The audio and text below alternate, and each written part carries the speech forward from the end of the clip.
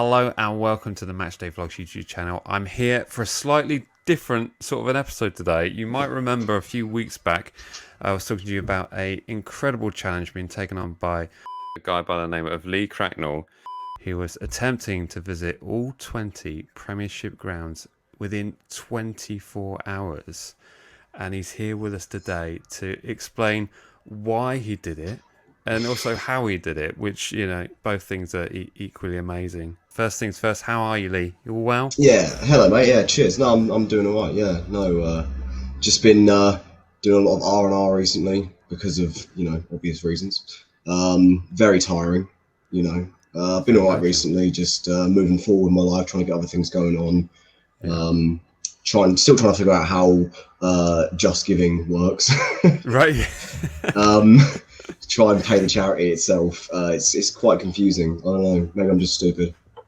Could be no, it's long gone are the days of carrying buckets around things. But of course, those actions are still available. But of course, we're living a digital world where you can then receive donations from all over the world in all kinds of currencies. So, oh god, yeah. So all good. So Lee, tell us a bit about why you did this. What was it in aid of the charity Samaritans, I understand? Is that right?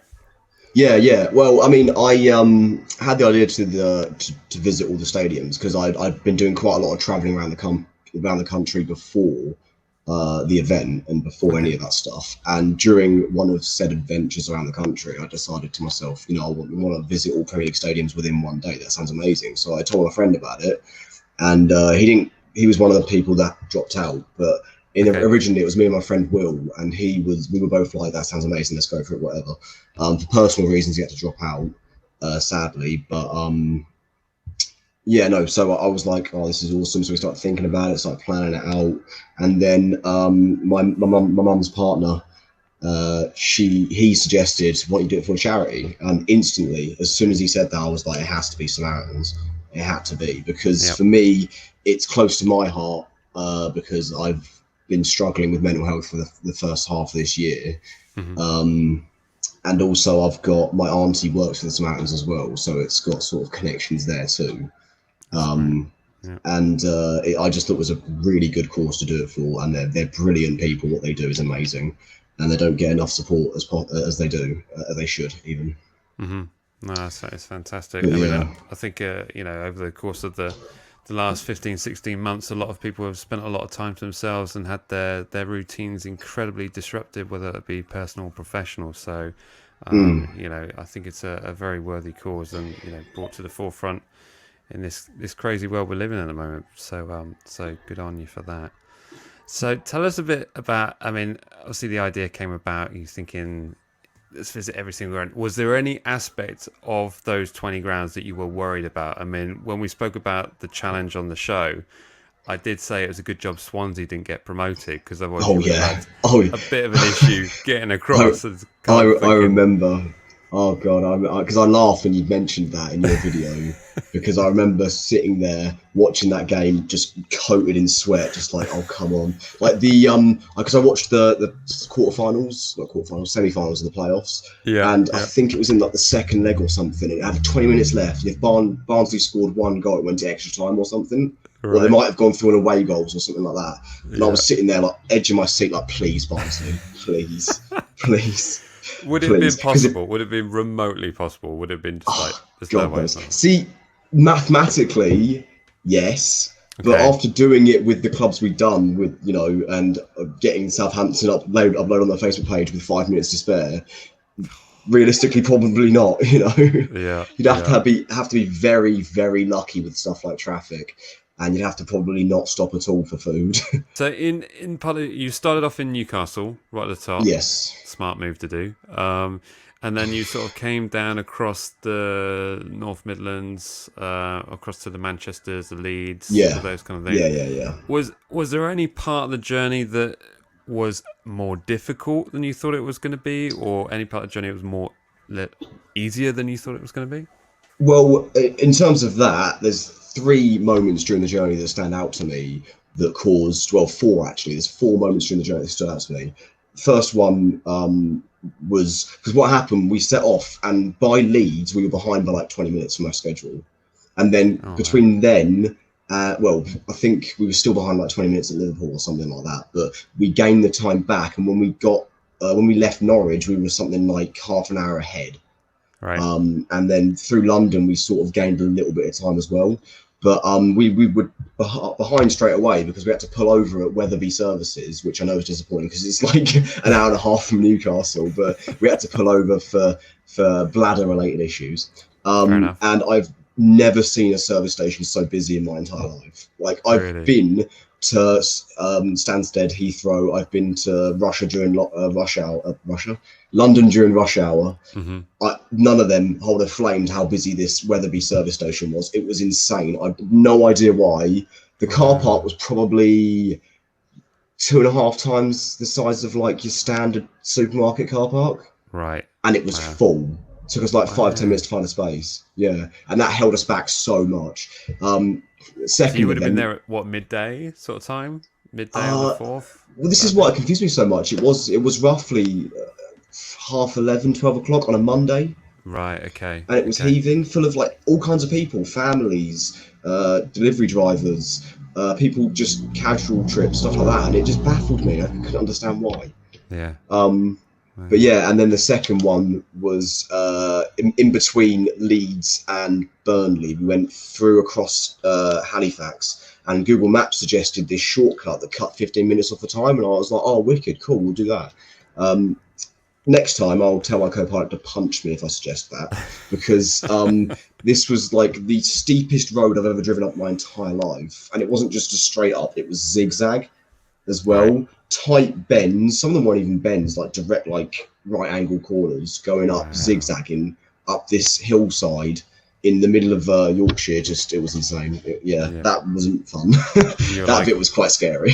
Is this actually a road? You know, I might. Yeah, that sort of dealio. Yeah, it was quite terrifying. Yeah, and then the third main event was a bit of an issue. Well, actually, I've thought of the fifth one now as well. But there you go. But yeah, the third one was we drove from Leicester to Norwich. Okay. And coming past Thetford, the A11 that we'd just driven down, the opposite direction was closed. They closed the entire motorway.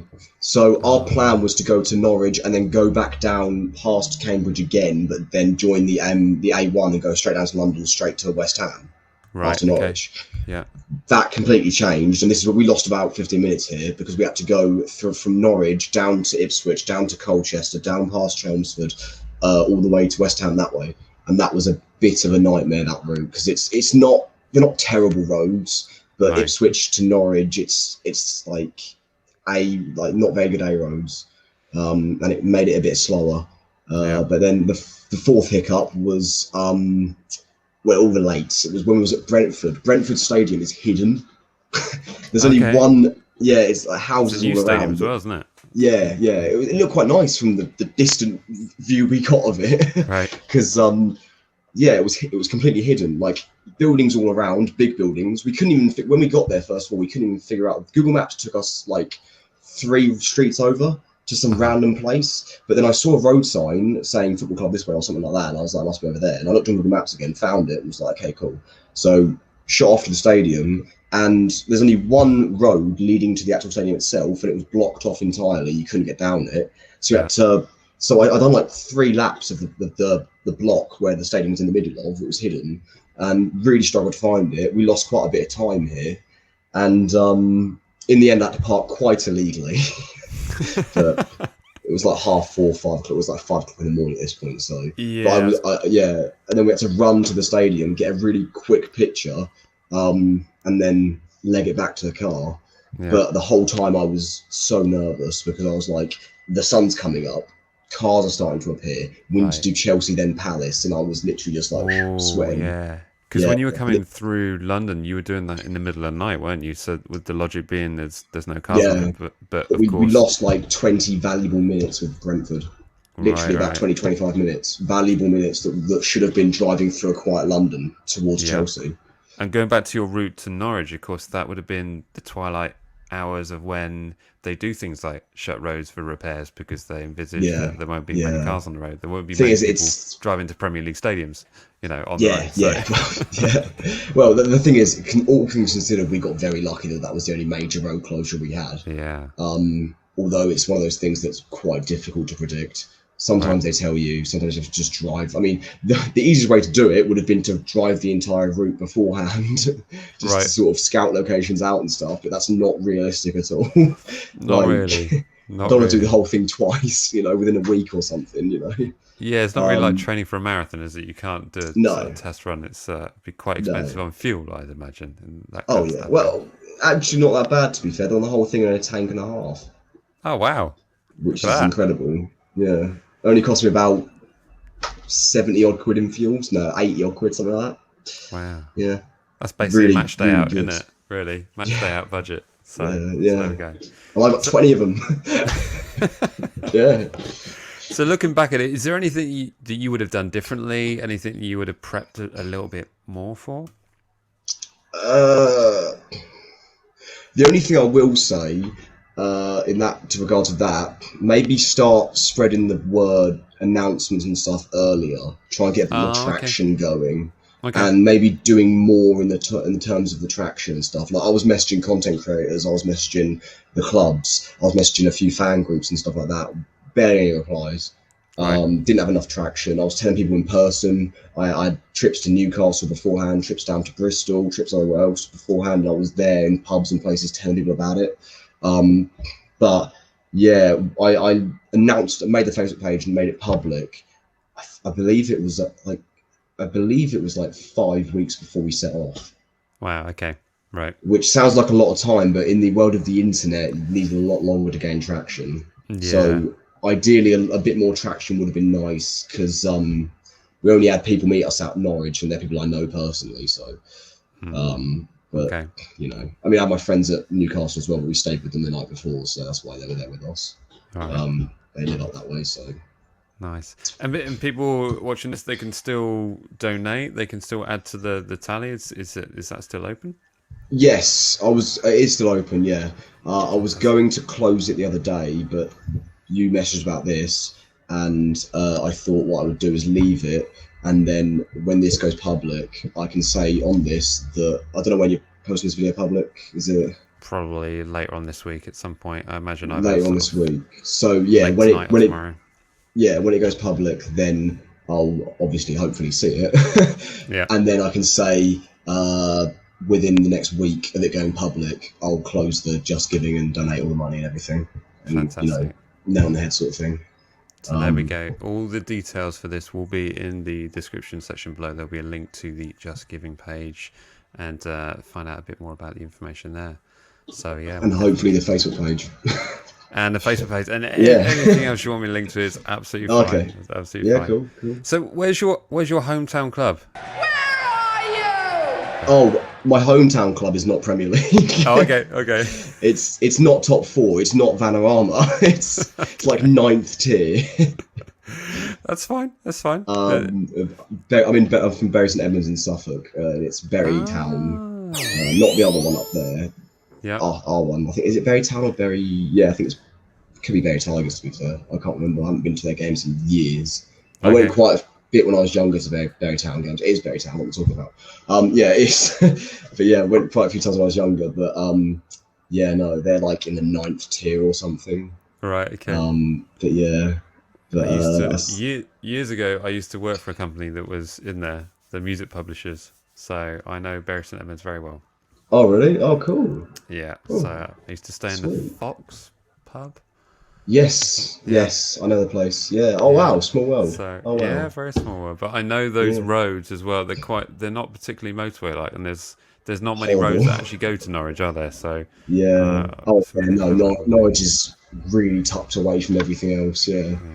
It was quite a pain. Could have been worse, as you said about obviously starting Newcastle, finishing at Southampton.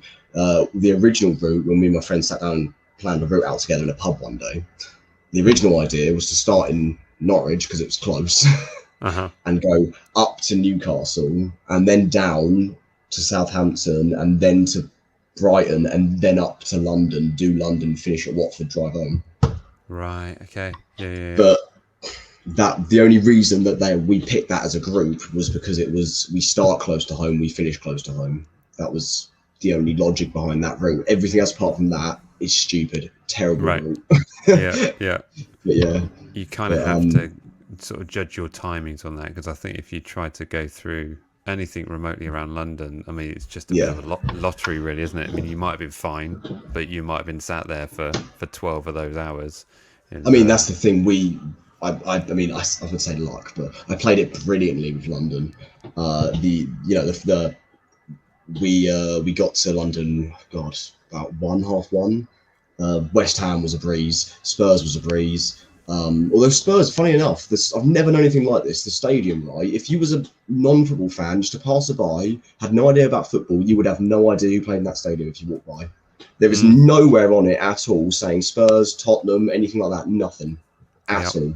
Yep, we really struggled to find anything. I've never known a club to be so embarrassed of who they are. Yeah! But it does make sense. Absolutely. It does make sense. It's a very fancy stadium, but like you say, it's purpose built for many purposes, and selling other kind of sports events that are there as well. Yeah, so. it just blew my mind how there's nothing on it Spurs related at all. It was mental. But but those clubs, and then Arsenal, Watford, Brentford. Well, not Brentford. Up until Brentford, breeze, so easy. There was no traffic at all.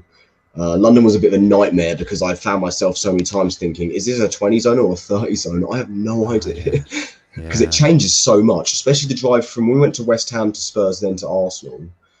That bit, it was just like random 20, random 30, random 20, random 30. And sometimes they wouldn't even warn you. Wow. My sat nav would just say, "Oi, you're 9 miles per hour above the speed limit." I'm like, what? It was a 30 a second ago. Very confusing. You didn't get any driving violations letters in the post then? You were all clear? Nope, I know. And it has been the 2-week golden rule, so I think I'm safe. You're safe. Something that's really quite funny and quite ironic about it is about 2 weeks later, we went to Felixstowe to the beach, and when I parked there, I got a parking ticket, which was really quite funny because it wasn't even that illegal, the parking. I mean, I probably could have contested it, but I was like, oh, whatever, it's only 30 quid, just pay it. But I just thought it was so hilariously ironic that I parked in like 20 different locations across the country, quite a few of which were parked illegally, and got away scot-free, and then just a random trip to the beach, done. Oh my goodness. Yeah, there we go. Well, it is an absolutely fantastic achievement, and as I said on the the show, hyping it up, it is we give you a huge amount of applause for completing that lead. It's absolutely fantastic.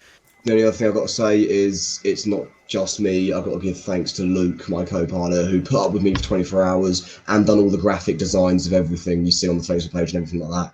Brilliant job he done all that stuff, and he put up with me for 24 hours. Apart from he dozed off after Norwich, but we won't talk about that. Yeah. Whilst that's turning music down really quiet. Oh, okay. I was driving as well. I wasn't asleep as well. You were both of us asleep. Maybe we were just finding out why that road was closed after all. But yeah. No, I caused the accident that closed the road. Yeah. So you will be back next year with a bigger, better. Nothing is planned yet, but watch this space. Look at the Facebook page. Keep that followed, because at some point within the next 11 months. We'll be back for round 2, bigger, better, with a twist. Might not be Premier League, might be something else. Might not even be in England. I don't know yet. We'll have to wait and see. Well, it's an incredible achievement, Lee. So congratulations to you, Lee, and also to Luke for everything he did for the challenge as well.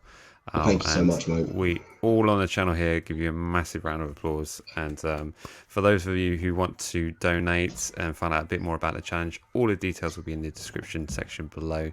So go and check those out, give them a few pennies, and go find out about that very worthy cause. Lee, thank you so much for joining me.